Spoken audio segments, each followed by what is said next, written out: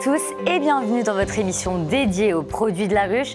Vous le savez, depuis quelques semaines, nous vous expliquons les vertus et bienfaits de ces produits sur votre santé. Une fois n'est pas coutume, focus aujourd'hui sur le pollen cru et ses vertus insoupçonnées sur notre corps. Chacune des fleurs servant à produire le pollen frais comporte des propriétés thérapeutiques. Il peut améliorer votre circulation sanguine ou encore booster vos défenses immunitaires. Mais je ne vous en dis pas plus. Claire et Stéphanie, de deux naturopathes attitrés, vont tout vous détailler dans un instant. Bonjour à toutes les deux. Bonjour Cassandre. Tout d'abord, d'où vient le pollen cru et qu'est-ce que c'est, Stéphanie? Alors, le pollen cru est pour les végétaux ce que sont les spermatozoïdes pour les hommes. Donc en fait, le pollen est l'élément fécondant de la fleur qui, au gré du vent ou au gré des insectes pollinisateurs comme les abeilles, va rejoindre en fait le pistil d'une autre fleur pour être fécondée. C'est le principe de pollinisation. Après ça, pendant que les abeilles explorent la fleur pour à la recherche du nectar, elles vont récolter ce pollen et former avec leur salive une petite pelote qu'elles ramènent à la ruche dans les alvéoles. Et ce pollen-là va être la nourriture des abeilles ouvrières. D'accord. Et quels sont les nutriments présents justement dans le pollen cru ? Alors c'est un super aliment, donc très complet, qui est majoritairement glucidique, à peu près à hauteur de 30-40%. Ce qui est très important à souligner, c'est qu'il y a une très forte teneur en protéines, proportionnellement même plus que dans la viande, puisque selon les pollens, on en trouve 23 à 37%, donc c'est vraiment considérable. On trouve tous les acides aminés essentiels, de la provitamine A, des vitamines B, C, E, Q, des flavonoïdes, dont un qui est la rutine sur lequel on reviendra plus tard, des auxines qui sont des hormones végétales qui vont avoir une action au niveau de nos hormones à nous, des acides nucléiques pour la régénération des cellules, des substances antibiotiques, œstrogéniques, enfin c'est vraiment très très complet.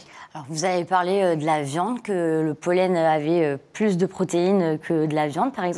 Donc c'est bénéfique pour les véganes et nos amis végétariens. Alors les végétariens, oui, les véganes ne consomment pas forcément des produits de la ruche. Ah oui, pas du tout. Justement, ils sont produits par les abeilles et en quelque sorte considèrent qu'on prend aux abeilles. Donc je crois que c'est un petit peu plus nuancé sur le pollen, mais les végétariens, oui, en tout cas c'est un très très bon complément protéinique pour eux, oui.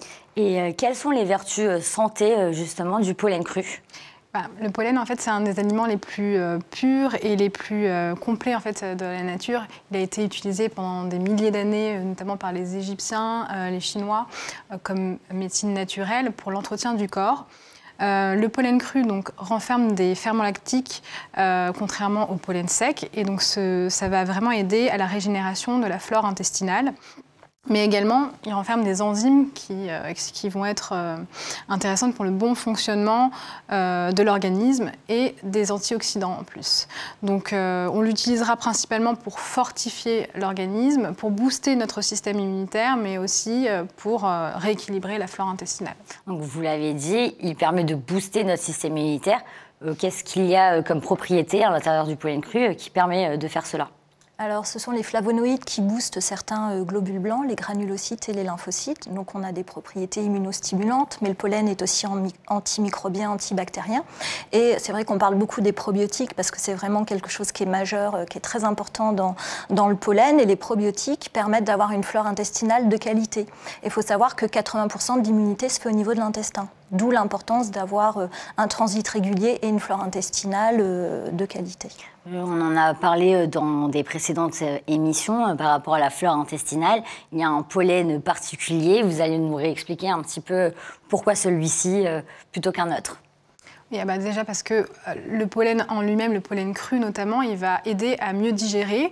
C'est bien, par son caractère, justement, son pouvoir probiotique, il régule parfaitement en fait, les fonctions digestives. On a en fait certaines études qui ont montré que dans le pollen cru, il y avait des lactobacilles et des bactéries qui vont avoir un impact sur le microbiote dans le sens où les lactobacilles, elles vont avoir un rôle de protecteur de la muqueuse contre les agents pathogènes dans l'intestin. Et ça va réguler aussi tout ce qui est transit. Donc on a le pollen de cyste qui va être intéressant pour bien rééquilibrer la flore de manière assez générale. On a le pollen de pissenlit, le pollen cru de pissenlit qui va soutenir le foie et favorise aussi la sécrétion de la bile. Donc on est dans l'optimisation de la digestion. Et enfin, on a le pollen cru de prunier vieilli qui va, lui, avoir une action spécifique sur les problèmes de constipation. On entend toujours qu'il faut chouchouter son microbiote. Alors, est-ce que vous pouvez nous expliquer pourquoi le microbiote est important dans notre organisme en général ? Le microbiote, en fait, dans notre microbiote, on a des bactéries, des virus, des champignons, et donc il y a un équilibre qui se crée. S'il y a une famille de bactéries ou de champignons qui va être en surpopulation, il va y avoir plus de toxines, et ces toxines vont aller perturber en fait tout l'équilibre de la muqueuse intestinale. Et donc, en dessous de la muqueuse intestinale, en fait, on a la barrière immunitaire, et si justement on a un déséquilibre à ce niveau-là, le système immunitaire, lui, il va toujours être en alerte, et ce qui peut provoquer justement des problèmes d'immunité ou des inflammations. Donc le pollen cru peut nous permettre à mieux digérer. Oui, puisqu'il a une action sur le microbiote en rééquilibrant la flore. Et qu'en est-il de notre cœur ? Notre système cardiovasculaire. Oui, alors le pollen a une action positive. J'évoquais dans la composition tout à l'heure la rutine. C'est un flavonoïde qui a une action fortifiante sur les vaisseaux sanguins. Donc il améliore la circulation, la qualité du sang. Il agit aussi sur les contractions cardiaques. Il régule la fréquence cardiaque. Voilà, donc ça évite tous ces problèmes cardiaques qu'on peut rencontrer. Et une action aussi de réduction de l'hypertension. Prendre de l'âge peut parfois nous faire peur. Avez-vous des astuces pour prévenir le vieillissement de notre corps ? Alors oui, on a plein d'astuces, mais déjà on peut commencer par l'alimentation.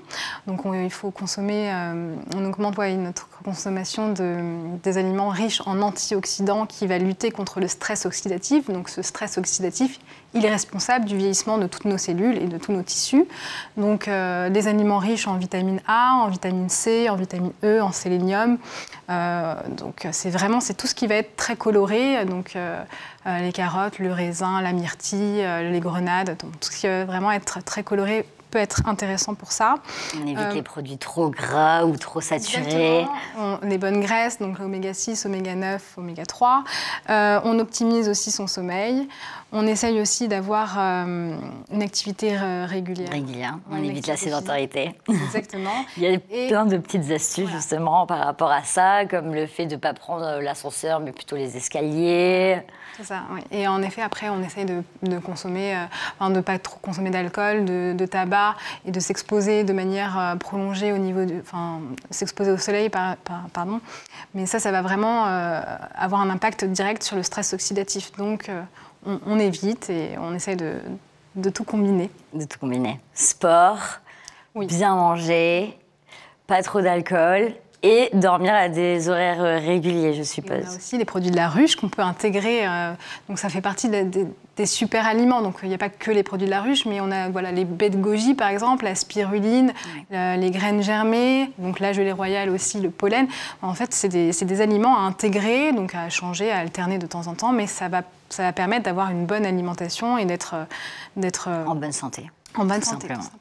Pouvons-nous éliminer les toxines dans notre corps grâce aux produits de la ruche ? Oui, bien sûr. Alors, on a consacré une émission au pain d'abeille. Le pain d'abeille est connu pour être détoxifiant grâce au sélénium. Et également le pollen. Alors, c'est un laxatif doux. Donc, pour quelqu'un qui a des problèmes de transit, c'est intéressant. Donc, on va éliminer au niveau intestinal. Et le pollen de bruyère est intéressant au niveau rénal parce qu'il contient du potassium qui est diurétique, qui contient des fibres aussi. Donc, on va agir au niveau rénal et intestinal. Donc, on va dans le sens de la... Peut-être pas de la détox, mais de l'élimination en tout cas. Et pour profiter des bienfaits du pollen cru, comment devons-nous le consommer ? plutôt le matin, au déjeuner ou plutôt le soir? Alors, pour le pollen cru, donc lui, déjà, on le conserve au congélateur puisqu'il est frais. Parce que le pollen sec, lui, ça sera à température ambiante. Mais le pollen cru, du fait qu'il a des probiotiques, on le met au congélateur. Donc, le matin, ce qu'on fait, c'est à jeun. On peut prendre 1 à 2 cuillères à soupe, par exemple, directement dans du bocal qu'on vient de sortir. Comme on a sur le plateau. Exactement. Et en fait, on va les mettre en bouche et vraiment essayer de bien les mastiquer pour bien casser un petit peu les fibres et que ça se dissout bien au niveau de la voie sublinguale. On est sur à peu près donc, 15 grammes pour les adultes et 5 grammes pour les enfants.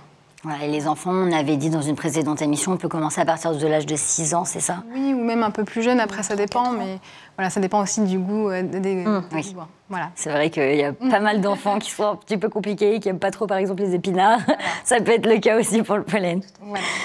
Et sous quelle forme on le retrouve? Alors, on le retrouve sous cette forme-là, donc c'est des sortes de granulés, on peut le dire comme ça. Hein. Des petits grains. Des petits grains. Des grains souples. Et on le retrouve, est-ce qu'il y a d'autres formes, peut-être en capsule également? Non. Le pollen, non, généralement c'est plus ça. Après, il y a aussi des barquettes qui sont directement à mettre au congélateur ou des bocaux. Après, Claire, oui, mais le pollen aura toujours cette forme telle qu'on le trouve dans la nature, telle qu'il a été récolté par les abeilles. C'est juste après, est-ce qu'il va être frais ou sec, mais il sera toujours sous cette forme-là. Et on a également parlé de la gelée royale. Donc la gelée royale, elle a pas mal de bienfaits. Est-ce que vous pouvez un petit peu nous réexpliquer? La gelée royale, c'est un protecteur de santé. C'est un produit, c'est parmi les plus complets qu'on puisse trouver. Elle est immunostimulante, elle est fortifiante, équilibrante, régénérante, neuroéquilibrante. Voilà, elle est très bien pour le système nerveux parce qu'elle contient des vitamines du groupe B et de l'acétylcholine. Donc c'est vraiment un produit qui conviendrait à tout le monde pour tous les besoins, pour ainsi dire. Donc on peut faire une alternance, par exemple, entre une cure de pollen et après on switch avec la gelée royale. La gelée royale ou du pain d'abeille. Ou du pain d'abeille. Mais merci à toutes les deux, encore une fois, pour toutes vos recommandations. Et on se retrouve la semaine prochaine pour un nouvel épisode des Produits de la Ruche au secours de votre santé. À très bientôt.